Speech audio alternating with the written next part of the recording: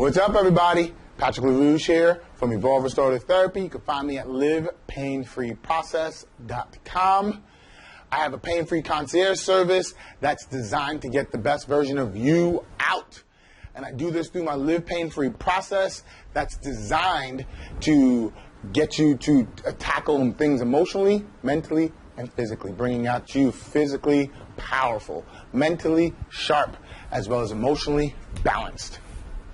What we're going to be doing today is talking about elbow pain.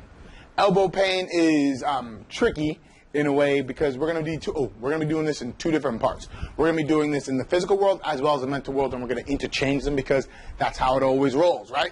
So elbow pain is based off your elbow, a hinge joint. A hinge joint literally just goes up and down.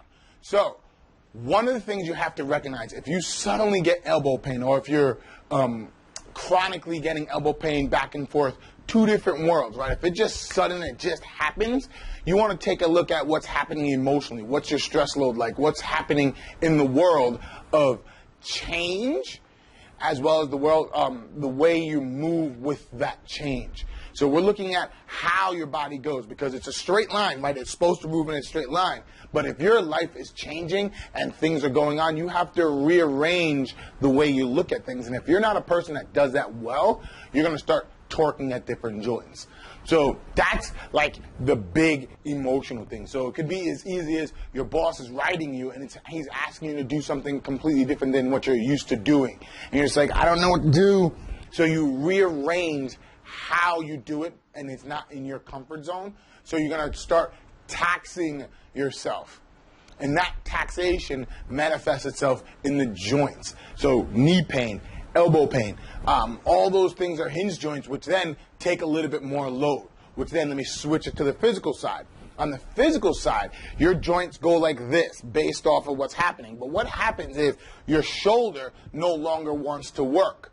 You take anything out in front of you, your elbow is going to start doing majority of the movement, and it's supposed to go up and down. It might start torquing left or right as well. And we're talking about slight different movements, which will start taxing at the joints around here, flexors, extensors, bicep, tricep. Those are the four areas that we're going to be killing this month. Is we're going to be working with those consistently, because that's what needs to rearrange itself. But on the emotional side, remember, you might have an issue that you need to be a little bit more flexible in, but you have to understand it's a change in life. You have to wait for this change to go away before your body starts, you have to wait for your body to go through this change or get used to the concept of change. I always mess that one. I practiced that a couple of times before I even said it, and I still messed it up. So you have to recognize there's two folds to change. It's either wait for it to change or get really good with concept of change. Your elbow needs to move in a straight line. That's fluid, right? It's everything that's easy. But if your body and your brain is saying, I need to change something, or I'm coming to an event in life that I need to be moving in a different way, you're going to torque. It's just natural. Because what's going to happen is your body's going to not be comfortable where it's at. It's going to roll in forward. No longer are straight lines able if you're rolled and tucked in. So your body's going to start doing things like you see people running like this all the time. That's because their body is not in a straight line where they can do a number like this. They roll in, and now the lines are still straight, but it's no longer doing anything. Add anything out in front of you, your body's now going to lock this area because it's not structurally lined up with the lat, with over the body and everything like that. Your body's naturally going to lock everything up. Where's your movement has to come from? Your elbow. So your bicep is going to start working even harder, but not at the top half, but at the lower half. So you're going to have issues within here, as well as you're going to start almost hyperextending your body, because think about it, you're hyperextending your life. You're hyperextending, trying to get all this stuff done that you need to get done. You're overextending, which means, can you see that? Which means your elbow, I can't do it very well, is going to start doing this, and it's going to start grinding here. If you playing tennis, you can hyperextend it, locks here, peep, beep, and every time you hit, it just grinds and grinds and grinds on that joint capsule. That's literally a fluid device. That's no longer fluid.